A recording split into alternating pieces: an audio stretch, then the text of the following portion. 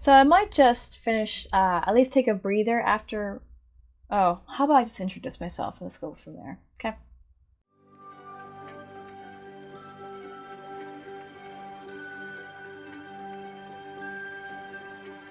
Hi friends, so we are about to dive into episode 4 of Demon Slayer. As you can tell from my outfit, I already reacted to episode 3.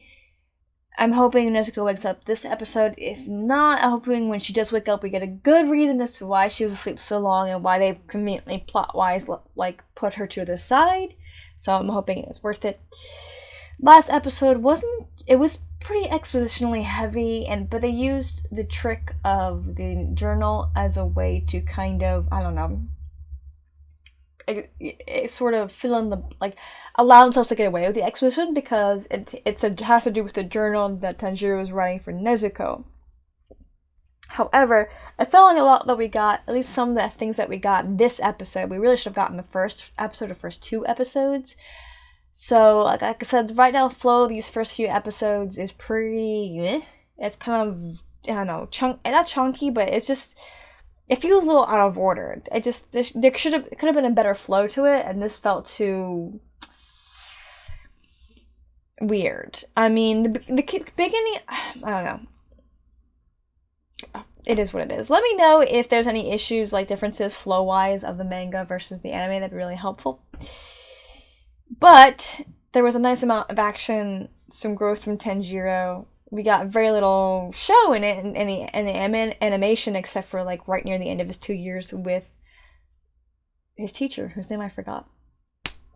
But final selection, which means he is going to go up against other potential Demon Slayers. And they say Demon Slayer Core in the subtitles, but I'm going to say Guild because Guild makes more sense, I think, in terms of apprenticeship, selection, joining it. There's a lot of them. I think Guild, they're learning skills. I think Guild makes more sense. But I understand why they maybe put it as Core. Because they're also a bit of a military sort of aspect to them. But I think Guild makes more sense. There's really nothing else to add. I'm just hoping we get a lot more action in this episode and a little less exposition. That'd be great. And I do hope as the series goes on that the balance figures itself out. I don't think the show would be that popular if it didn't really find itself a balance and get good enough for people to be like, yeah, it's really, really good. I know people have issues with My Hero Academia and they're like, oh, it's like overrated. And I understand that thought, but there's a reason it's so popular. Because there's a lot of really good writing and good aspects to it and fun characters that make it really popular. So I don't think My Hero is overrated, but there's always going to be issues with it. So I'm waiting to see, is Demon Slayer overrated? Or does it finally end up living up to the hype that it's been under? Anyway, that's all I have to say. On YouTube, there's no sound, partial image keeps the copyright kaiju at bay. Let's dive in.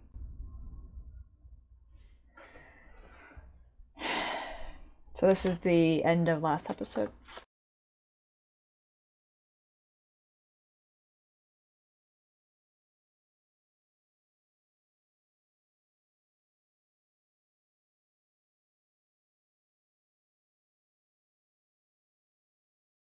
This time, though, with the exposition removed.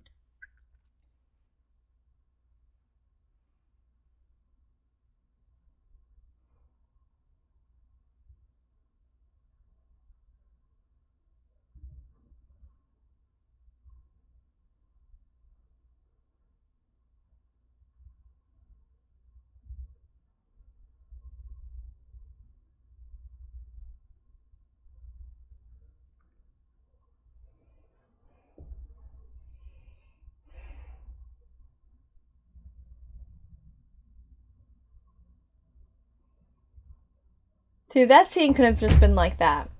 So something that My Hero Academia also does, that this episode just did, that I really like, is that instead of doing the ridiculous previously on, we get pieces, like the really important climactic piece at the end of an episode, sans dialogue, sans exposition, just the action. Because if you watch the previous episode, your mind already fills in what he said into what you're seeing, so you really don't need to hear it again.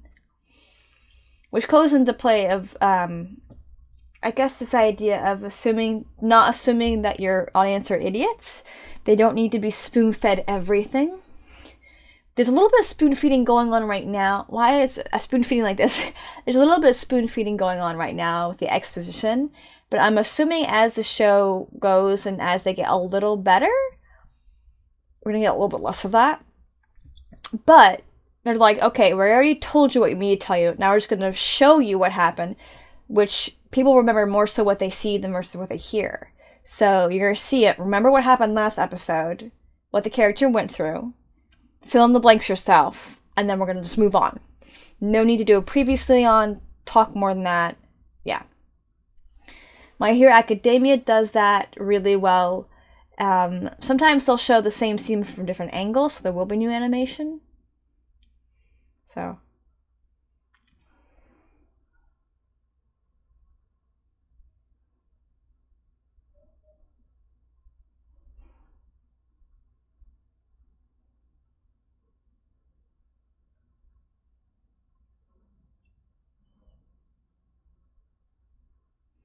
Oh, interesting. So this is a visualization of almost like his ultra instinct, kind of second nature or first nature.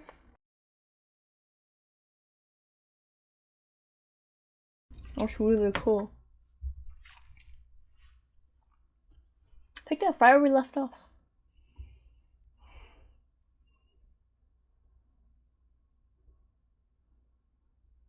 Again, there's something about that ground. There's no snow there.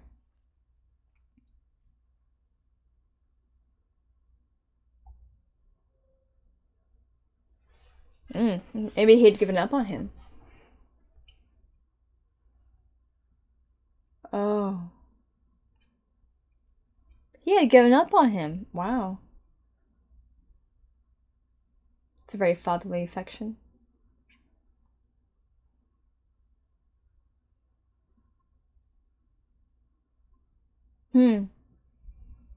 So maybe he asked in previous students because he was getting nowhere with Tanjiro.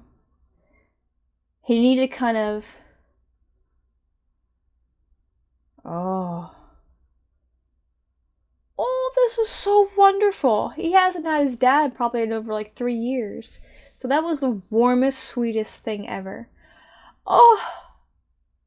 He had given up on him. Oh, he's... I think it's some nice food. He needs his strength. Hot pot. Good stuff.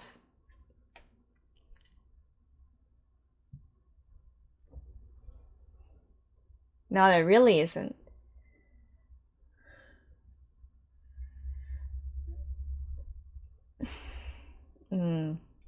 Oh, I think last time I talked about he was training him so hard to prepare him to not die.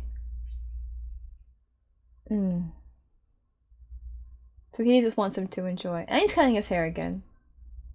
Doesn't want long anymore. Those are like shears.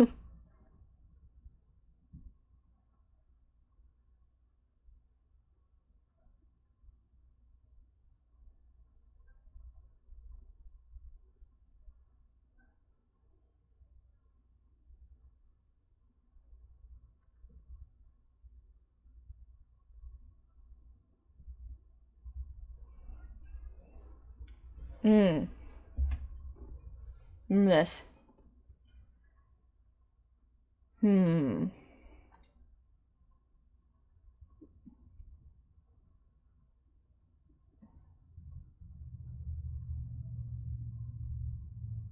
Which we touched on last episode, but now we're getting it through dialogue.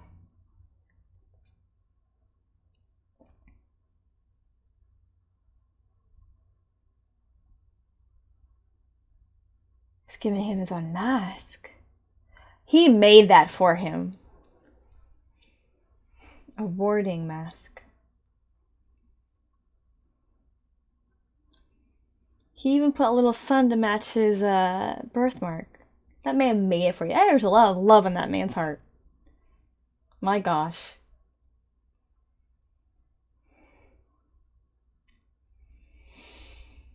Hmm. But it's interesting to see that he had kind of, in essence, given up on. Oh, it's so weird to see him not in like those other colors. Given up on Tanjiro. Showed him all that he could do. Wasn't much left.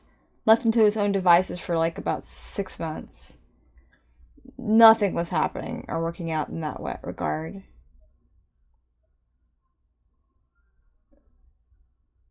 And then maybe he had reached out to his former students so that he's stuck. Oh, he gave him it's a kimono, right? He gave him one that matches him. That's really cool.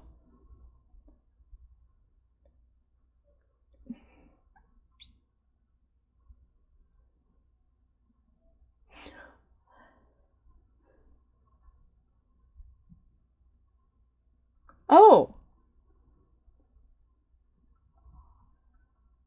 Oh my gosh. They're dead. That's how he was able to cut through them and not hurt him. Because they were spirits. They came and left with the fog.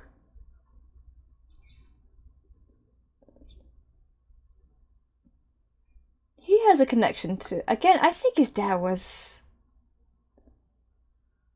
That ground's enchanted. Now we know why. Because those kids are there.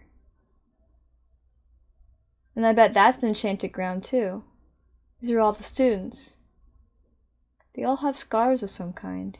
That's a bad one. Oh, okay. So we're seeing people who are... He's the only one who's really bright there.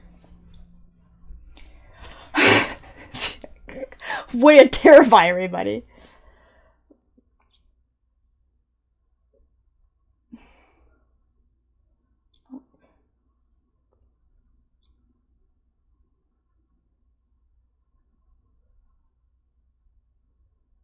Hmm.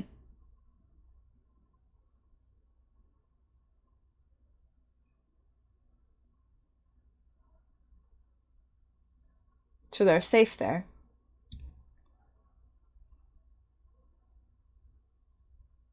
Seven days, dang. But we're getting a taste of our other main characters, so supporting characters, who we know will survive. Well, we know... Okay, they may not survive, but we know will... Nice. We know we'll see a lot of this first part of the series, and can't stay alive. There's parts A's and E's. Now, I'm guessing they have to go after demons, but I wonder if we're going to see other Slayers be unscrupulous and go after other students.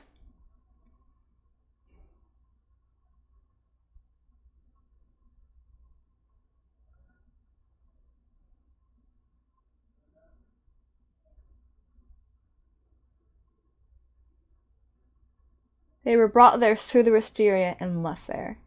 So no more can come in that they want, and none can leave. Oh, my ear. Fun character. Ugh.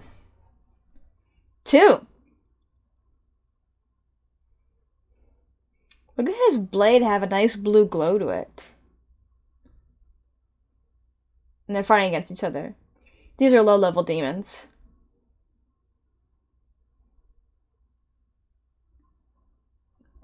Don't wonder, just do it. Go.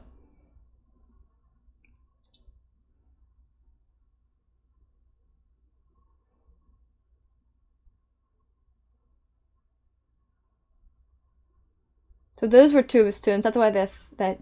Okay, sorry. There it is. Technically, you can kind of smell more through your mouth than your nose. At least that's what I experience sometimes. Nice. Beheaded them. Bye-bye. Nice. Low level, though. It's gonna get harder from here.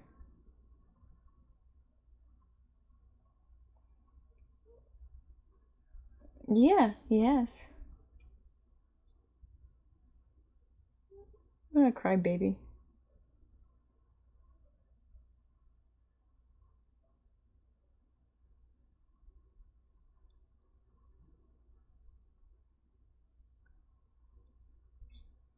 Oh, that was a special sword he gave him. Oh, flashback.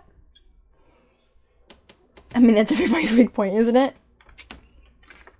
Yeah, he gave him an enchanted blade.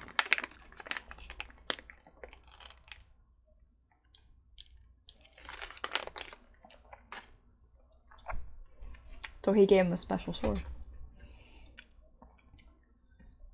Ichirin. I say it's very bluish. It's very. I bet it's very light, strong, and there's a nice glow to it. Almost reminds me of Sting a little bit from Lord of the Rings.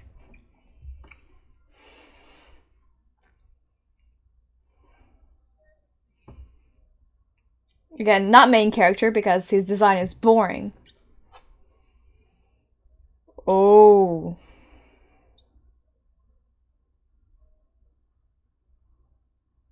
A very sludgy demon. Pause, pause, pause, pause, pause. So, those were 2 kids he sent in to train and were killed. So, I'm already forgetting the master's name. So he really did leave him to his. He was done. After a year, he made physical progress, but not enough to fight and face demons. So he just left him to his own device. He's like, I can't do anything more with you. I wonder how much he even talked to him after that point. Probably trying to keep himself from being attached in case he got killed or got hurt. 6 months of nothing. And then in comes with the fog, the changing of the weather, these spirit children, who were potential demon slayers, who, I wonder if they do kill them. But, I wonder if they're spirits who can kill demons. That'd be interesting to see. I hope we get to expand on that. But they came and they trained him. Kind of in this fun, like I said, like father, mother, big brother, little sister kind of way. I like it. Bad cop, good cop kind of way. I really, really like it. But he just faced off against 2 demons that were kind of easy to take on. It's kind of like the one that we saw in episode 2. So we got a taste of that. So it's kind of... I wonder if we should view the episodes as kind of strung sort of like a crisscross chain kind of way. Like every other episode kind of feeds in more so to every other episode, but it all is linked together. I might kind of try to view it like that, see if it flows like that. But the weak spot is the neck. Did you guys see a neck on that big creature? That sludge creature? I didn't see a neck. I mean, I could see where a neck might be, but I didn't see a neck. So that might be a very powerful demon.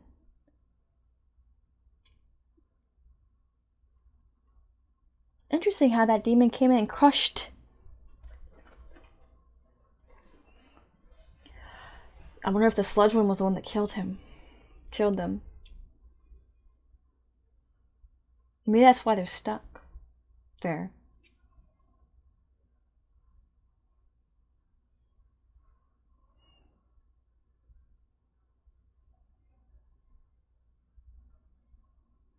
Oh, he thought they were just gonna go against...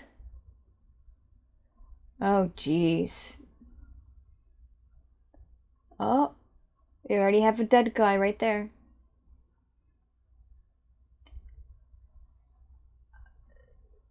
Oh. Oh. Broke its neck and crushed its bones. Oh, it's getting stronger and stronger. I think that's how it started. I wonder if it started low level and just as it started winning, it got better and oh jeez. Oh.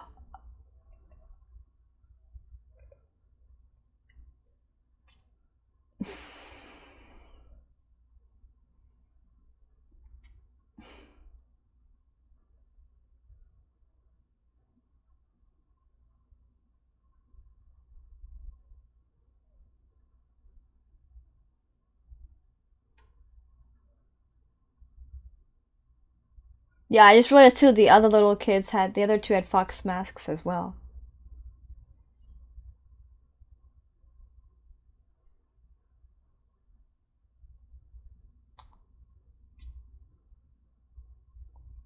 That voice acting.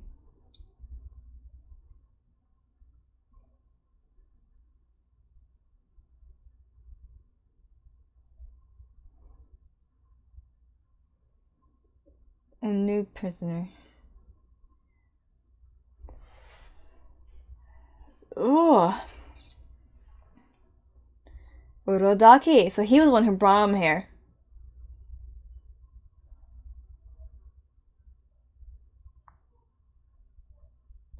47 years ago.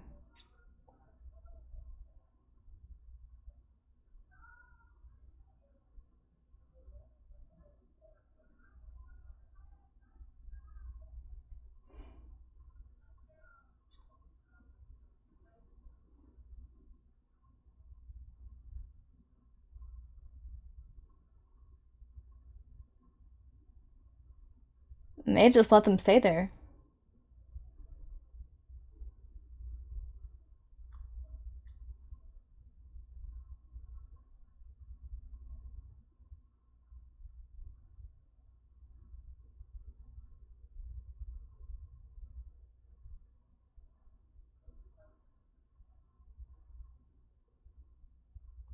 Oh!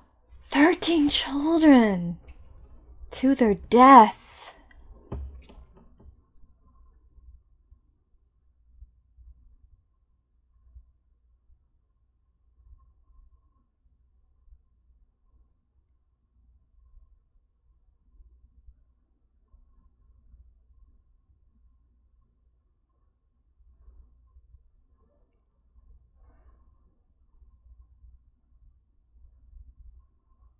I don't.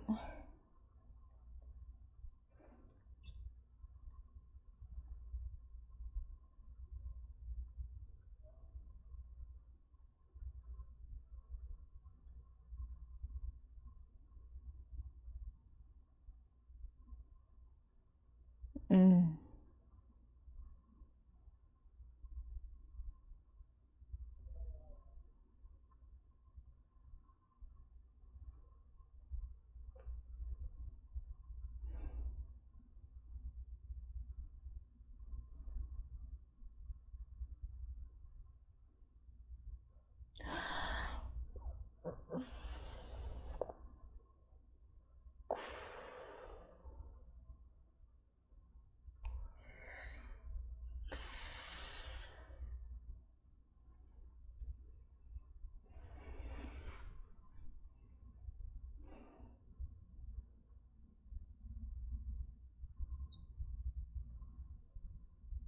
Whoa! Oh! Again. Oh, the mask cracked.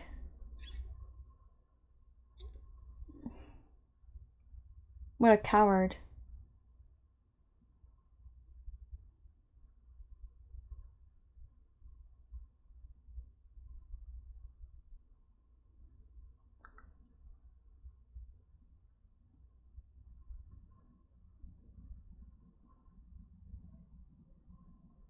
Well, we know he's gonna come home. We know he is. But I wonder if one of our other faces we've gotten, supporting characters, are gonna show up.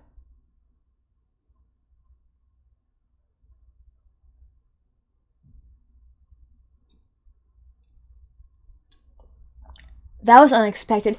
He has a connection to the spirit world.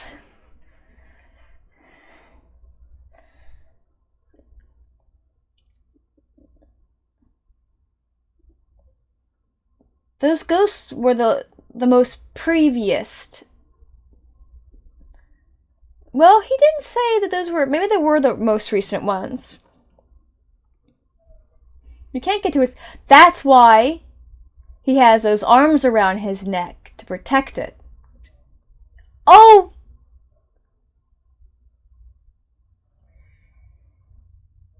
Ugh. Gosh, this violence is way worse than like Inuyasha's was. Almost kind of to level of ancient Magus braid.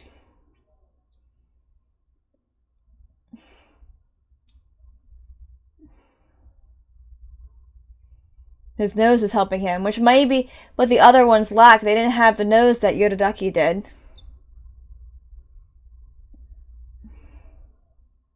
But they could be the most recent ones.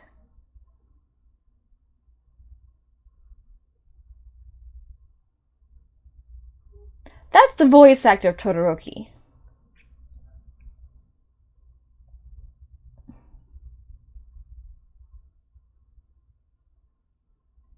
So he just gets news boulders that are like bigger and bigger and bigger. Oh, good boy. He rolled. We're seeing his training.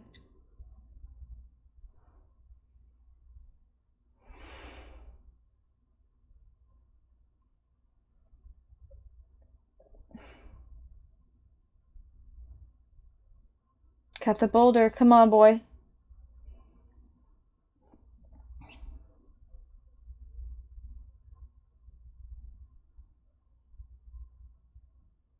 Opening.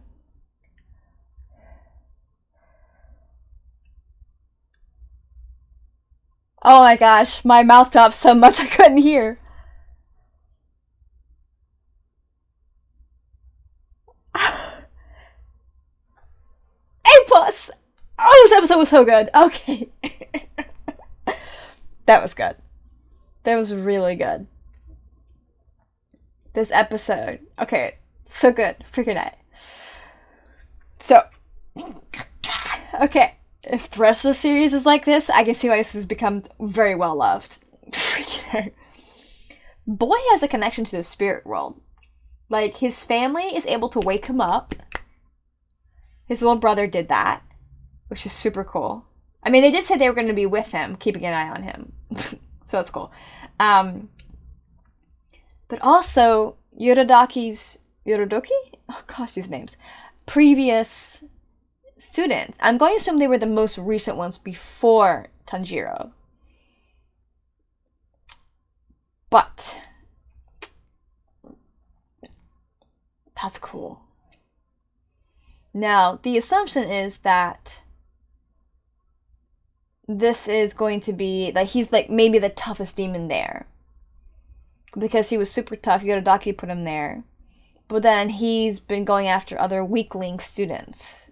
And then through there has been killing Yorodoki, his students. So, that was bad. Ancient Magus Bride is a little bit more explicit in terms of their gore. You really do see the blood and stuff like that. But even though they stylized the violence to kind of tone it down, it's still horrendous. And my battery's dying, of course it is. I knew I was only going to get 2 actions out of this battery charge. Again, I've really got to. Wisteria is beautiful, by the way. I've seen it in bloom. It is gorgeous. And you gotta have more than one tree. You just gotta.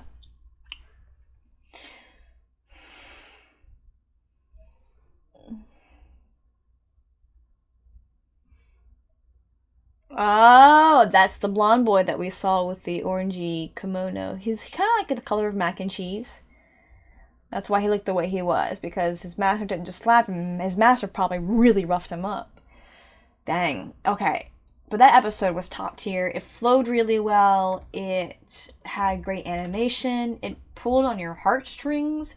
It made you, like, sad and upset and angry at the same time. You felt what Tanjiro was feeling, especially because the little girl's so cute.